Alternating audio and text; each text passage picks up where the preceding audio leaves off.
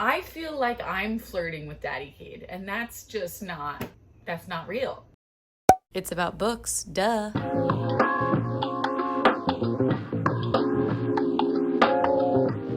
guys, good morning.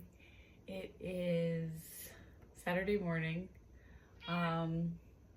This morning we are going to be starting a new reading vlog, okay? So as you know, my August TBR has quite a few books on it that are either like the second book in a duet or second book in a series. So what should we do? We should obviously make a reading vlog about reading second books in a series, duh. So today we're gonna be doing that. Sorry, I'm dying for this coffee. We're gonna be starting this today. Now it's August 16th. So we're gonna be trying to get through 3 books in this video in less than 2 weeks, because that's really all we have left of August. It's already coming to a close, which the scaries are already starting. School is starting soon, and we're just blocking that out for as long as possible. Don't you worry. I have 3 books that I want to read that are like the second books, okay? My fear with some of them is that they're not going to be as good as the first one, and it's going to be really, really disappointing, because as we know, sometimes the second book can be a dud, but sometimes the second book can be literally the best book. So I don't know what these are going to be, where they're going to fall, but I'm really hoping that they're not going to disappoint.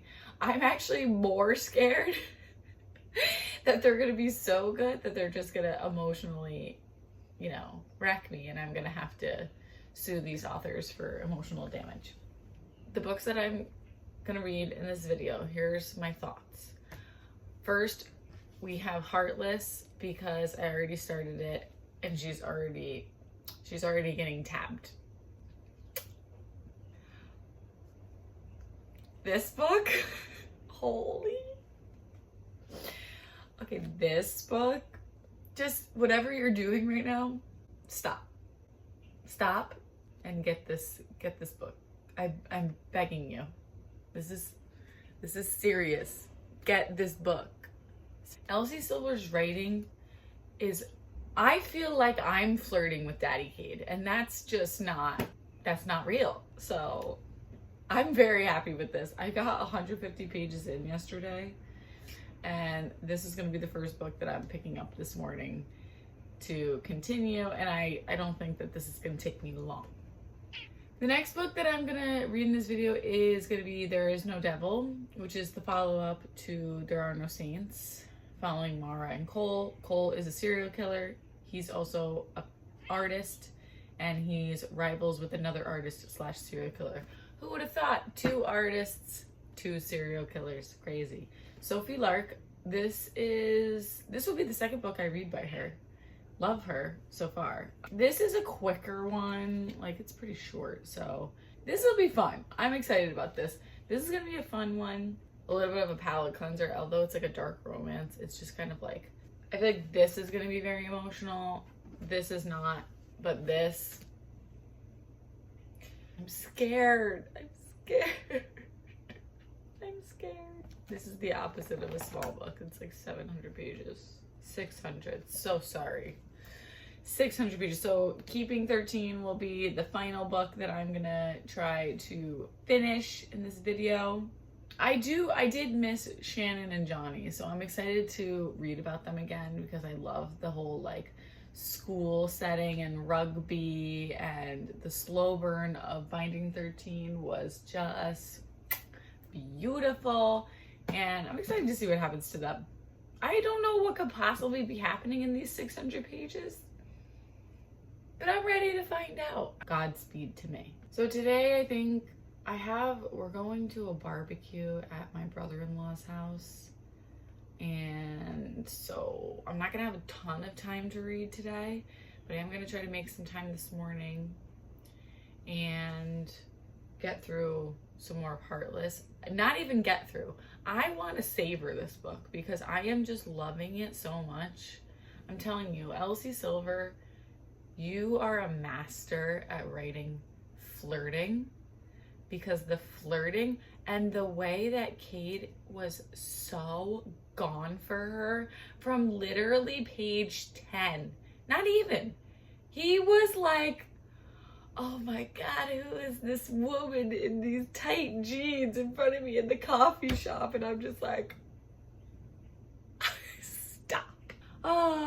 One of my favorite things about these Chestnut Springs books are the texts that Elsie Silver writes in like the beginning of the chapters. Those are just so fucking funny. I just love it.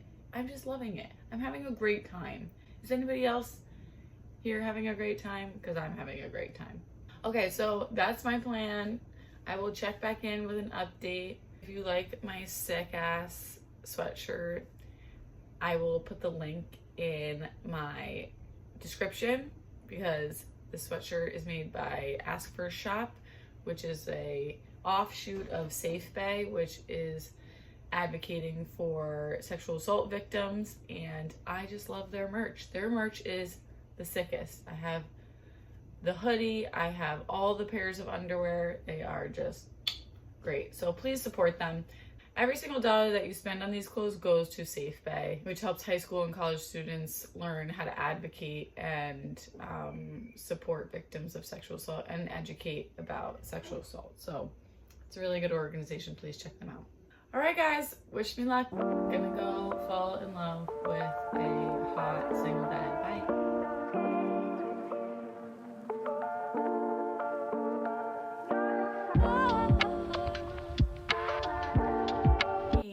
It is Sunday morning. Just woke up a little bit ago, did all my things with the dog, and like did some cleaning, and fresh and ready to go for the day. So I don't know if you can hear that. It's raining out and it's like a really gloomy day. So the only plans on my schedule are to read today. I have gotten through, I'm on page 264 of Heartless, and in the past couple days I've just been like devouring this, just straight up devouring this. I'm tabbing it whenever I audibly react to something, so you can see how much we've been enjoying this. So Heartless is following Cade, one of the Eaton brothers, who is a single dad, and he's like notoriously the grumpiest guy on the ranch. And Willa, who is the FMC from Flawless's best friend. So she gets a job as Cade's nanny for his son Luke. And right away he's like, no, you are not going to be his nanny. Like, you're too crazy. No, we have rules. You need to follow the rules.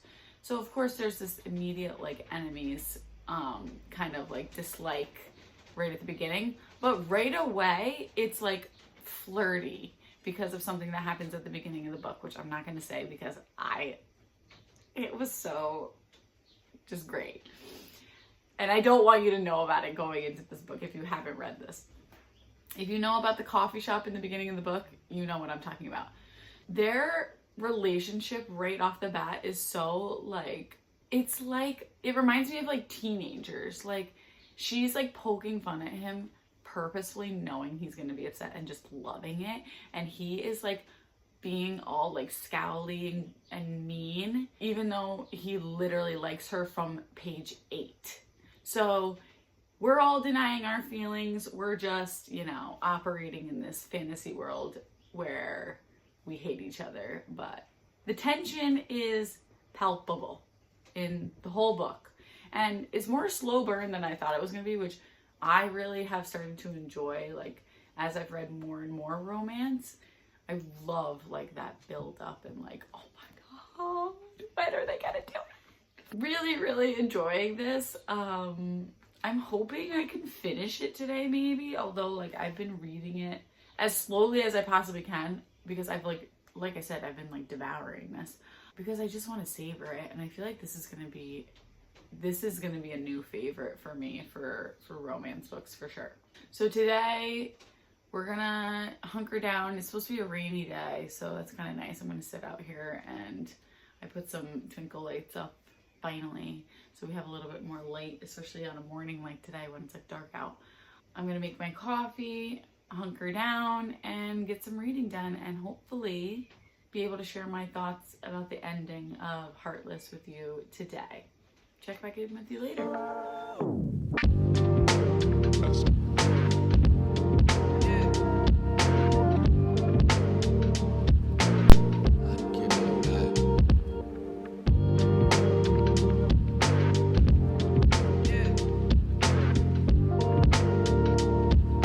Wait, this is taking a turn I was not expecting.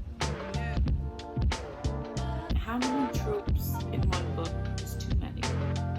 If it's the case of Heartless, infinity.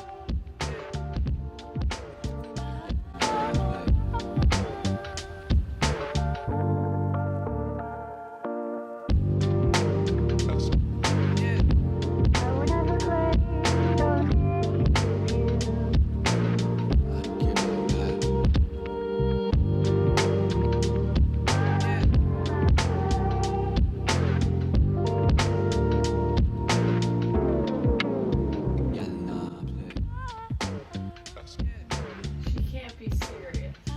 Oh my god.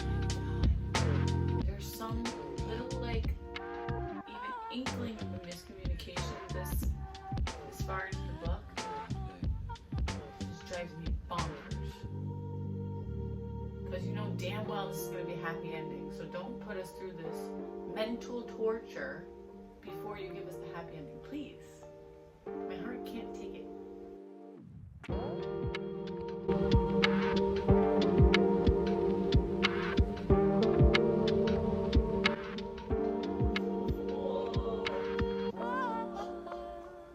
literally am gonna cry.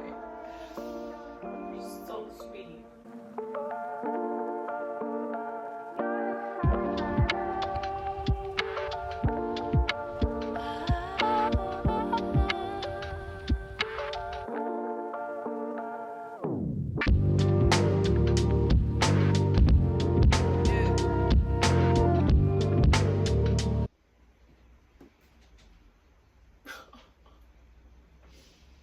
We all deserve a daddy, Cade.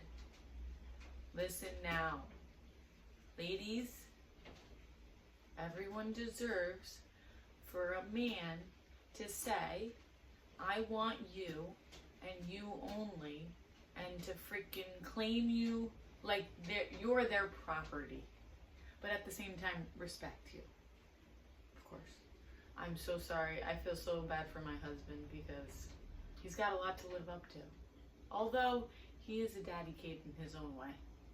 Listen, even if you're a single person, someone in your life always comes through at the right time to remind you of your worth. And I feel like that's exactly what's happening here. But both ways, not even just Cade to Willa, but Willa to Cade as well. When they're not dependent on each other, but they just validate each other in such an honest and like genuine way. Oh.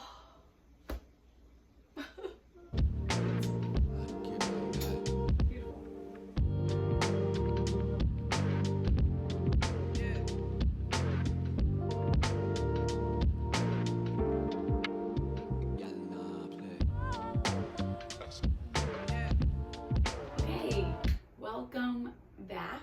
So, little reading update for you guys. Oh my god, sorry, frog in my throat. It is like 2 o'clock. I have finished Heartless. And now I am heartbroken. I have not fully processed this book, so it's going to be very hard for me to share my thoughts right now. This book was perfect in my mind. This is a 6 out of 5 star read for me, for sure, no question. Cade, loved him from the get-go. Willa, perfection. And they only got better.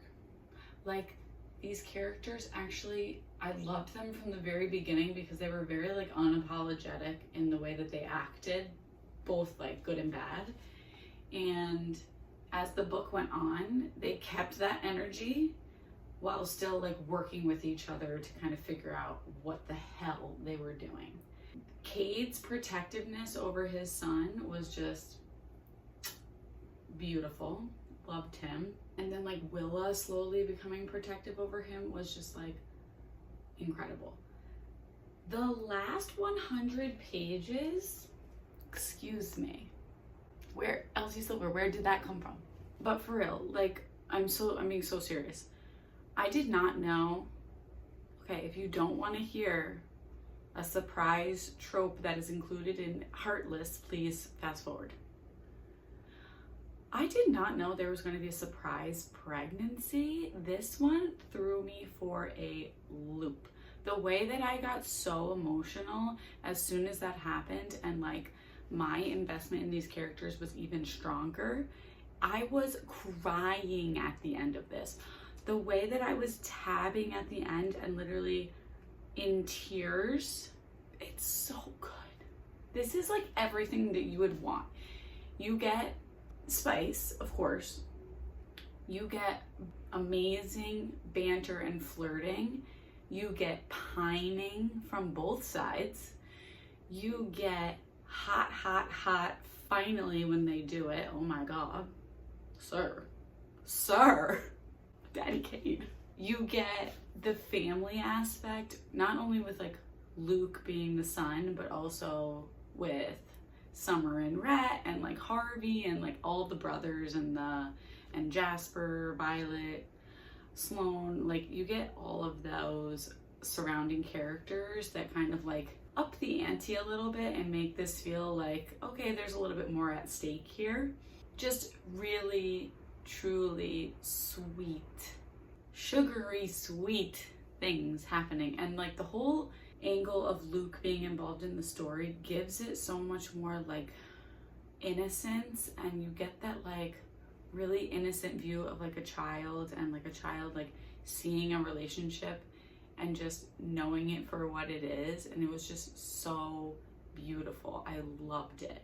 I'm gonna try to gather myself after reading this and gather my thoughts so that I can say more about this, but all I can tell you is that my heart was racing when I finished this because I was very emotionally impacted by this story, and I was not expecting that.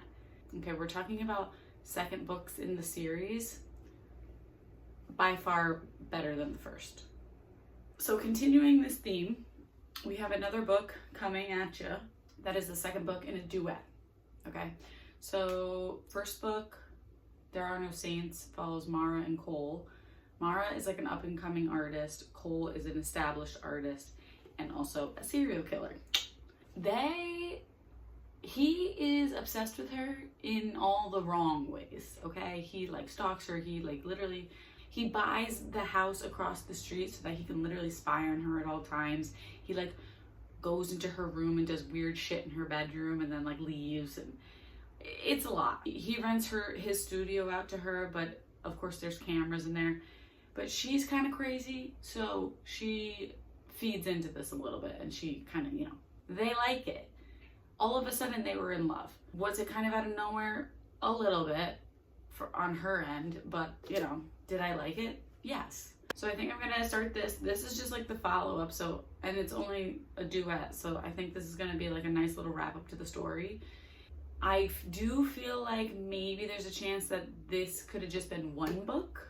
This is only 250 pages, and I think the first one is the same. I mean, would have been a long book, sure, but I feel like it maybe could have been one book the way that the first one ended. But I'm excited for this one. I think it'll be quick. It's not going to be as like emotionally damaging as Heartless. And this will be a good palate cleanser before I try to read Keeping 13. Because I'm very scared about that one. Wish me luck, and I'll catch you later.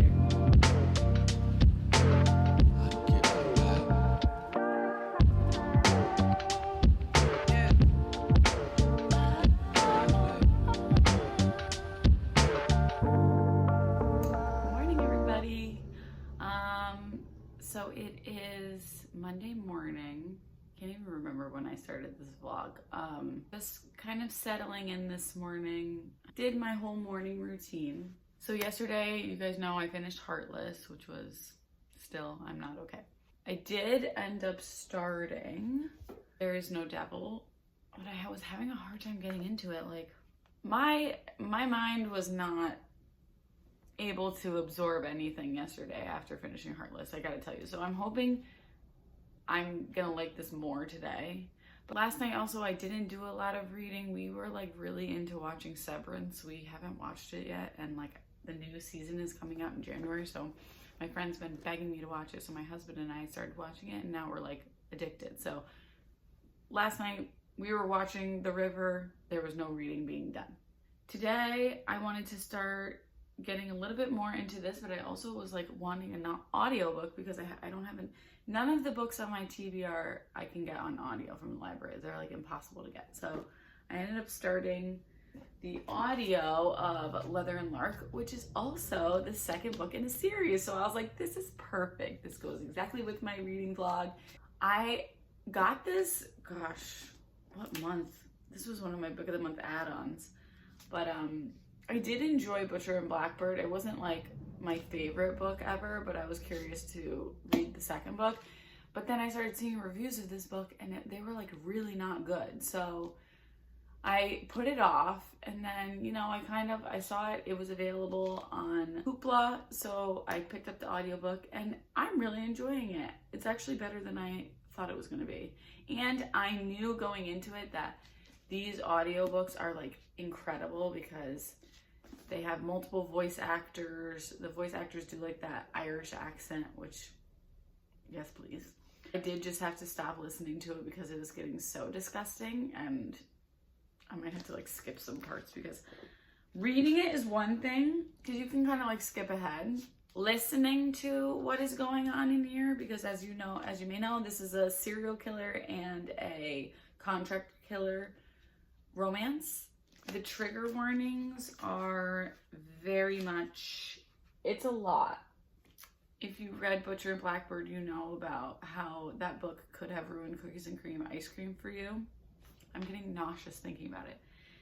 And in this one, it's pizza and beer, and it literally happens right at the beginning. So I'm really right in there, and we might just have to fast forward a little bit.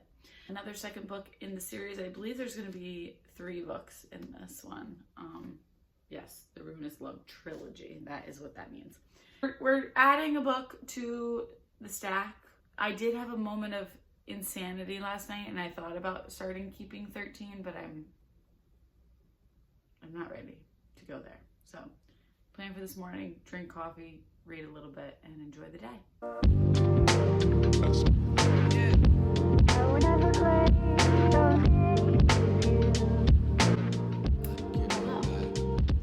It's been a couple of days since my last reading update, and since I checked in with you last, I did finish There Is No Devil. I wish I had better things to say about this. Second book in a duet. Really, you could have taken this and stuck it on the end of the first book. This was like so much fluff and so much like, oh, Mara just makes me feel so many things. Oh, Cole, I'm starting to fall in love with you even though you're not my boyfriend, huh? They were happy a lot of the times. And as you know, in a romance book, when they're happy and chilling, we have no tension. What are we even doing? The only part of this book that I liked was the whole conflict with Cole and, what is his name? Alistair Shaw, the other rival serial killer. That part, that's what I wanted to know. I wanted to know, like, okay, what's going to happen with them? Because if you read the first book, you know kind of the conflict that happened there. And this was supposed to be like, all right, this is going to come together. I found Mara by the end of this book insufferable. And I thought she was just BS. Like, I don't know. It wasn't for me. Like, I really think that if Sophie like just took like 100 pages and added it to the end of There Are No Saints, it would have been great. It did not need to be another book, although they do look beautiful next to each other. They'll look nice on my shelf, but that's about it. It was a disappointing end. It was a disappointing end to the duet for me. First book I read, second in the series, beautiful. This one, not so much. So as you know, I'm supposed to be reading Keeping 13. I have not started it. I don't know what is preventing me from picking it up. I'm finding it so hard to really pick it up and start it. It's so long and the words are so small. I have to be in like such a specific mood to read that. So I started reading something else instead. So this might be my last check-in with you about second book in the series, but please know that I'm doing great on my August TBR. I'm very proud of myself. So, oh, also been listening to Leather and Lark. Where are we? Okay, so I've also been listening to Leather and Lark, which is the second book in the Ruinous Love trilogy. And I'm not even 100 pages in. I'm listening to it on audio, but I might start like doing a listen read deal to get through it faster, because I gotta tell you, I do like the narrators, but the story, I don't know. So we're gonna power through. I'm gonna finish this book. I would like to be able to tell you guys about my thoughts about Leather and Lark, but I might have to save that for my August wrap up. So if you made it to the end of this vlog and are disappointed that I didn't read Keeping 13 yet, you can suck it. And if you know why I haven't read it yet, if you've read Finding 13 and understand my hesitancy, please leave me a heart in the comments, because I love you and you understand me truly. Thank you again for making it to the end of this vlog, and I can't wait to see you guys again next time to chit chat about books and life and just things that go on. Okay, bye.